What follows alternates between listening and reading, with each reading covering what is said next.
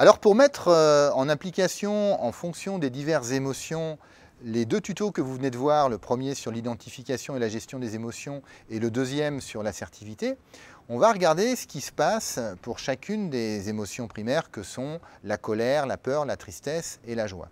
Et notamment les 5 étapes que sont le stimulus, l'émotion proprement dite, la conduite biologique, c'est-à-dire notre réaction naturelle, l'action, c'est-à-dire comment nous devons apprendre à nous conduire de manière plus socialisée, et enfin l'intégration, comment à terme je dois intégrer une conduite qui soit plus sage. Si je regarde pour la colère, le stimulus est généralement un dommage, manque de respect, injustice. Ma conduite biologique, ça va être l'attaque. Je dois donc apprendre à demander réparation, et ensuite, de manière plus globale, accepter mon impuissance dans certaines situations et la limite des autres.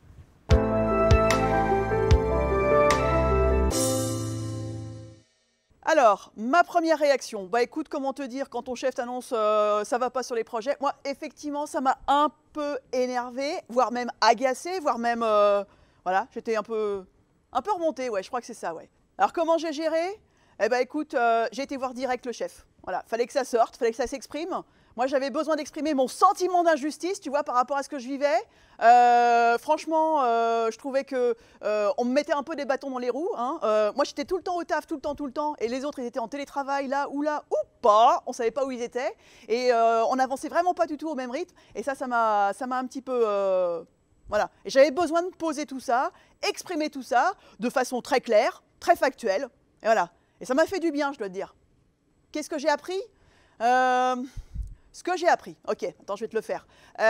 C'est simple, c'est que effectivement, par rapport à ce contexte-là, tu peux pas tout gérer, tu peux pas tout maîtriser, et c'est ok, voilà. J'ai appris aussi que moi, j'avais peut-être un rythme où ça fonce, et puis il y en a d'autres, bon, hein, voilà. Je vais pas te remettre le truc, mais voilà, c'est plus calme, ok. C'est ok, voilà. J'ai appris tout ça. Donc maintenant, c'est cool. Et aujourd'hui? Ah, écoute, aujourd'hui, je ne vais pas te cacher quelquefois que ça me... Hein, encore? Mais c'est bon, j'apprends. Je suis un peu dans une période de test and learn. Je suis vraiment en mode work in progress. Et je tiens le bon bout. Pour la peur est généralement stimulée par un danger réel ou danger fantasmé. Et on se rend compte que bien plus souvent le danger est fantasmé que réel, ou la répétition d'une expérience douloureuse. Et ma réaction biologique, naturelle, va être la fuite ou la paralysie.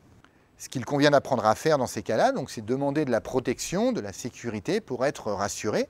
Et donc ce que je dois intégrer à plus long terme, c'est le fait que le danger zéro n'existe pas. Donc je prends toutes les précautions possibles et en même temps, le risque est toujours là et j'ai mes propres limites.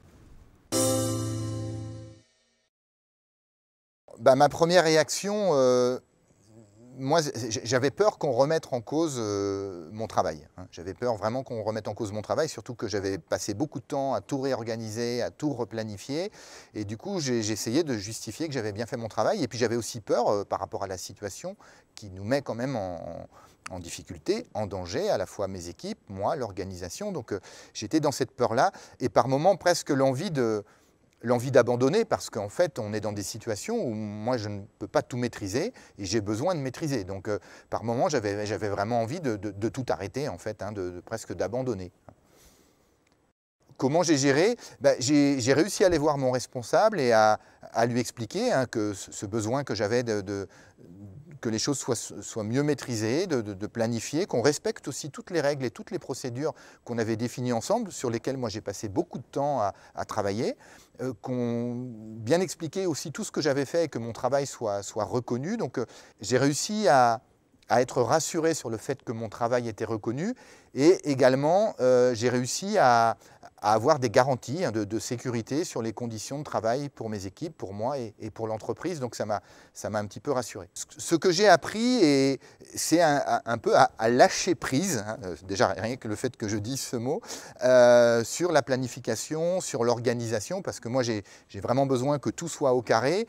Et dans des situations comme celle-là, j'ai appris que ce n'était pas possible. Donc à diminuer ma part d'exigence. Donc bon, j'essaie quand même de tout contrôler à 92%, mais je tolère 8% de petites parts de risque, hein, parce que c'est pas facile.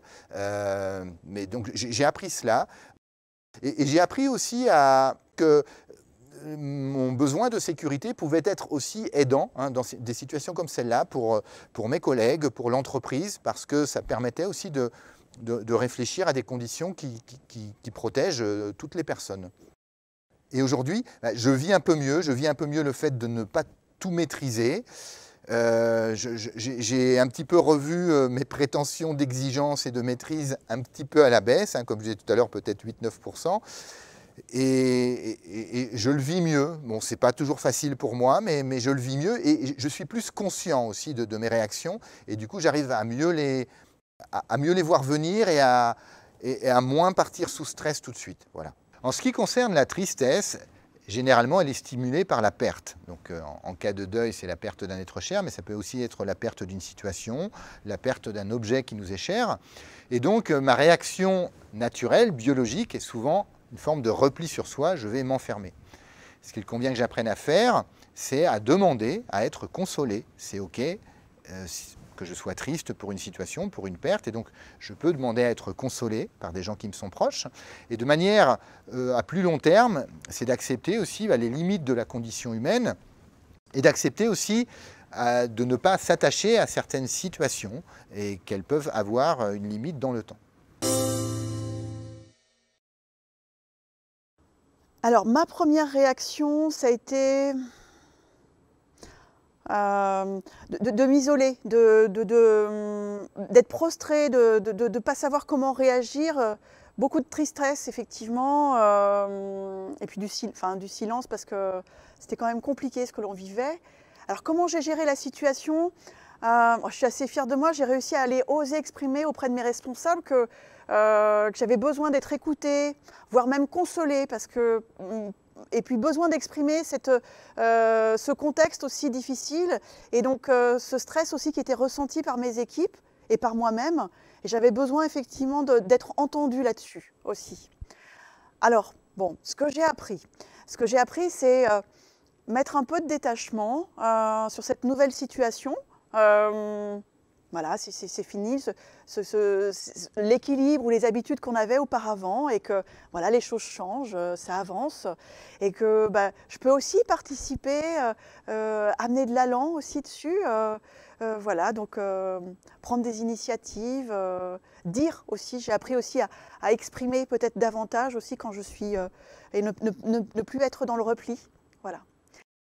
Et maintenant, on va écouter maintenant en visio. Bon je souris, je suis dans l'écoute, mais bon, j'essaye d'y aller, quoi. Hein, mais bon, c'était quand même mieux avant, quoi.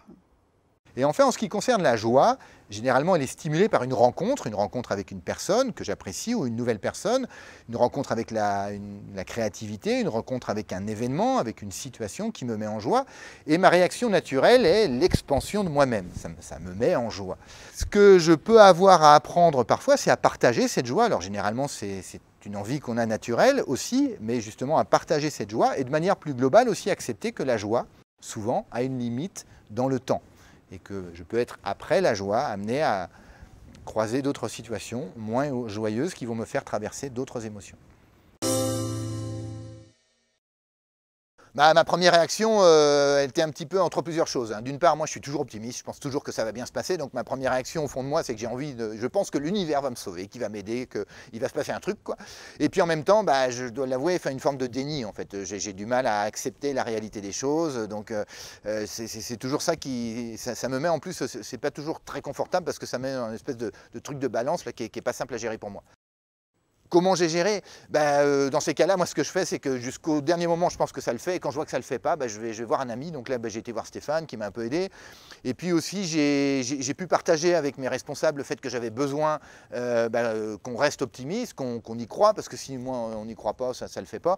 Et en même temps, j'ai aussi accepté qu'il faut que je sois un peu plus réaliste sur les choses, un peu moins dans le déni. Donc j'ai accepté de mieux partager en fait, les informations voilà, pour que la situation soit plus objective, quoi. Bah, ce que j'ai appris, c'est ça, c'est qu'il faut que je sois un peu plus réaliste. Il faut aussi que j'accepte que c'est pas tout le temps génial, que ça se passe pas exactement tout le temps comme on voudrait que ça se passe, quoi. Et puis que bah, des fois, c'est un peu plus tristounet que ce qu'on voudrait. Aussi, appris à couper les liens, enfin, à être moins en lien avec les gens. Donc voilà, j'ai appris tout ça. Et aujourd'hui, je partage un peu plus avec les collègues, ça m'oblige comme ça à être un peu plus réaliste, un peu plus objectif. Et en même temps, je ne veux pas perdre mon fond d'optimisme. Il faut quand même rester optimiste, surtout dans la période dans laquelle on est. Donc voilà, je garde le lien, je reste optimiste et en même temps, j'essaie d'être un peu plus réaliste. Voilà.